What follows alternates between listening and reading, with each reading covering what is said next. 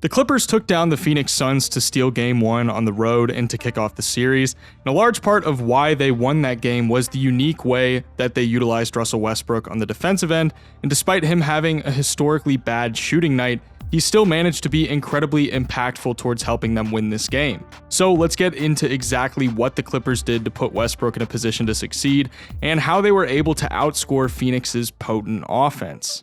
The Suns like to play Ayton pretty high up on ball screens, so the Clippers needed to make sure to maximize how they used that space down low. So they've got Batum over in the corner with Kawhi getting the ball up top. Now Zubac is going to come to set the high screen, and what this does is even further pull Ayton up to the top of the key. The person to watch here now is Eric Gordon, because once he sees Kawhi drive off of the screen, he's going to pull up to the wing to pull Booker away from being able to provide help defense. This gives Kawhi an open lane to the rim, and he's able to draw the contact after the foul by Kevin Durant.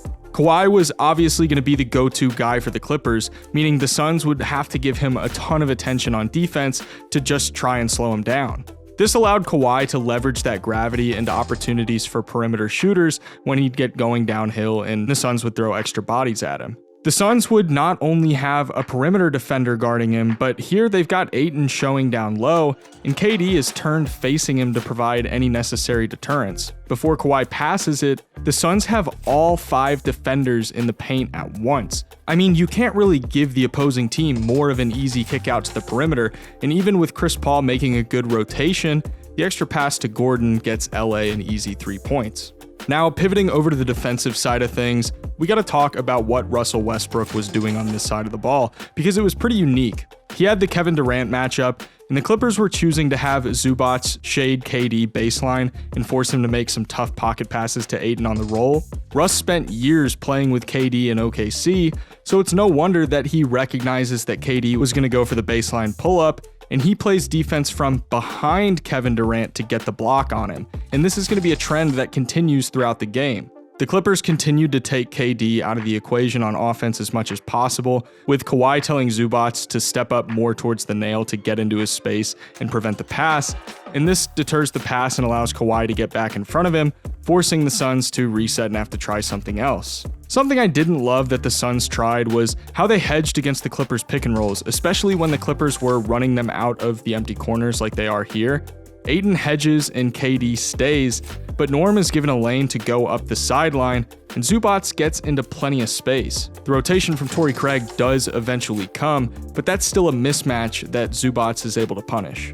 The lack of an answer for Kawhi was something the Clippers made a pretty big point of emphasis, so they would frequently get into this pin down action for him to get the ball at the top of the key, an area that he loves playing out of and that he knows he can get to his spots from. Now, a really big staple of Phoenix's offense is this early high stagger action, and it's going to involve Wainwright setting the first screen on Kawhi and Biyombo setting the second screen, which would allow Booker to get downhill towards the basket. The Clippers shut it down entirely, with Plumlee switching onto Booker, and by the time he makes the pocket pass to Biyombo, Norm Powell is going to make the rotation over to stun on him down low, and Powell anticipates the pass to the corner, jumping the lane and forcing the turnover. At this point in the quarter, we'd see the effectiveness of Terrence Mann when he was matched up against Devin Booker, first stripping the ball away from him in transition, and then doing some more of that defense from behind that we saw from Russ to force this miss from Booker. To kick off the second quarter, we saw Westbrook continuing to frustrate Kevin Durant, poking the ball away from him from behind before Kevin Durant had the opportunity to get to his spot. Russell Westbrook was anticipating this all night, and it definitely had an impact on Kevin Durant. The Suns were overhelping a bit down low when rollers were getting downhill like Plumlee is here, and despite a valiant effort to try and draw the charge, Plumlee makes a pretty simple read to the corner for the 3 from Powell.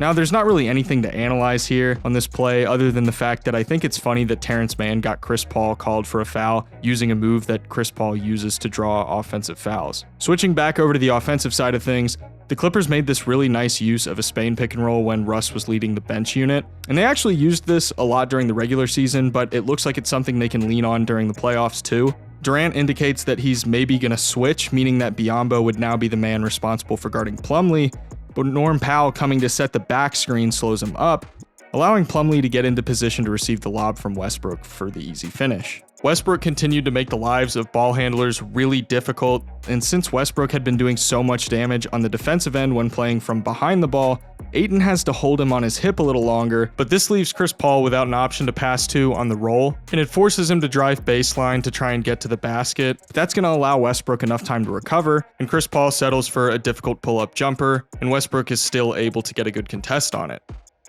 The Clippers also sent a lot of really smart help at the nail off of pick and rolls, and Bones Hyland actually played some strong defense, and he makes the right rotation once he realizes that Ayton can make the pass to the corner, closing out really strong on Craig and forcing him inside to put up a tough shot. We're going to start seeing the Clippers abusing the Suns down low off of these backdoor actions. On the first play, the Clippers set up to run a down screen for Powell over on the weak side, but the Suns don't realize that they're also going to use Kawhi as a screener to set a back screen for Zubac to get to the paint, and Westbrook is going to be able to find him for the easy finish. Now on this second example, they do things a little bit differently. First, notice Batum pulling out to the corner to bring Shamet with him. This clears out the paint with Ayton hanging more at the elbow.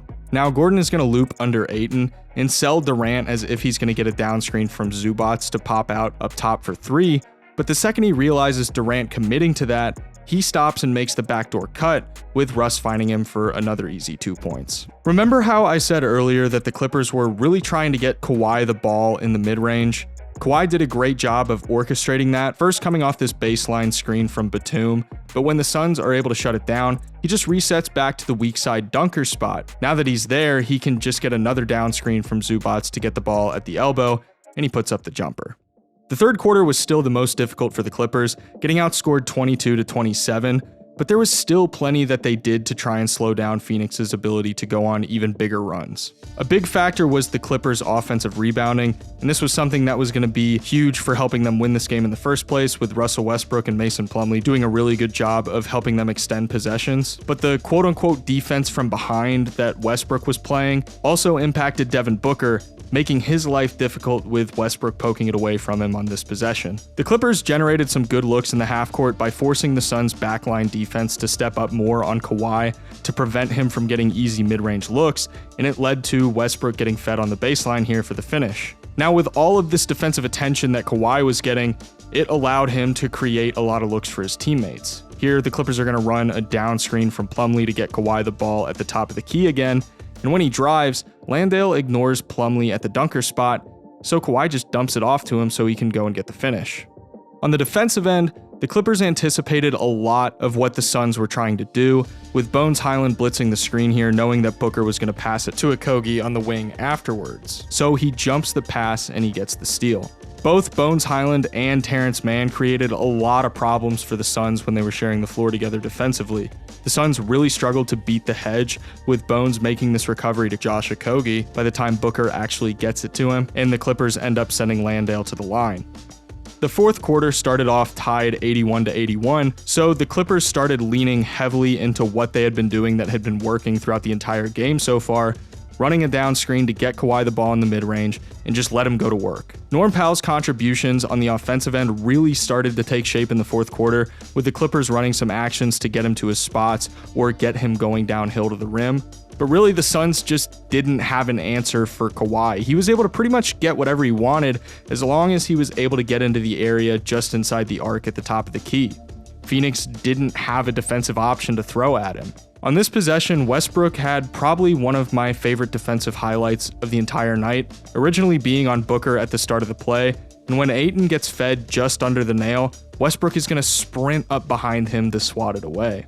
Westbrook seriously wreaked havoc on the defensive end, being behind Booker here and poking it away, which again allowed Zubac to get the possession. It didn't end. He just kept doing the same thing over and over, and none of the Suns' ball handlers made any adjustment to prevent him from poking the ball away. Mann was another major defensive catalyst, chasing Chris Paul around the court and fighting through screens to continue to tire him out and make him work hard for his shots. Now, with how Kawhi had been scoring the entire night up to this point, the Suns did the logical thing, which was throw more bodies at him and make him try to make the right reads out of traps. But Kawhi was able to punish them, giving perimeter guys good looks to help hold that lead late in the game. And even when guys were missing on those reads, Russ was flying around the floor hunting for boards to keep eating down the clock and extending their time of possession. The Suns sent Russ to the line with 17 seconds left. It's no secret that Russ is a pretty bad free throw shooter, but he hit the biggest shots of the game, knocking down both of his free throws to put the Clippers up by 3 with only 17 seconds. Now, on this final possession, Russ was on Booker, and when the Suns clear out the paint so that he can drive, Russ sticks on him like glue before blocking the shot, and then arguably even more important was him throwing the ball off of Booker to get the Clippers possession with 10 seconds left, and they were able to play the free throw game and end up coming out of there with a win.